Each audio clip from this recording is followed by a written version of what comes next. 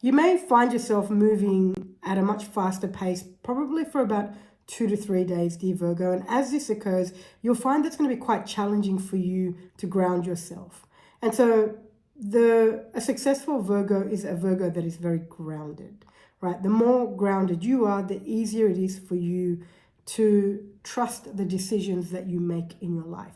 And so when a Virgo doesn't feel grounded, and usually you won't feel grounded when the pace is very fast, then what happens is you start to question your choices, right? And so then you start to go, you start to disconnect from that trust that you already have.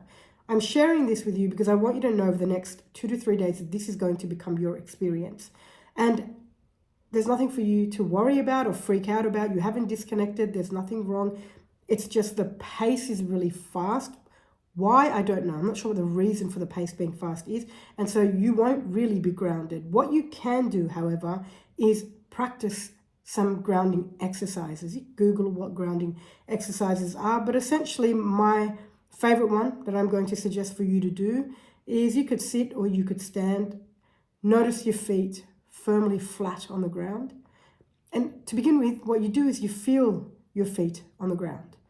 It's not hard there's nothing to think about, it's not overthinking. Just feel your feet flat on the ground.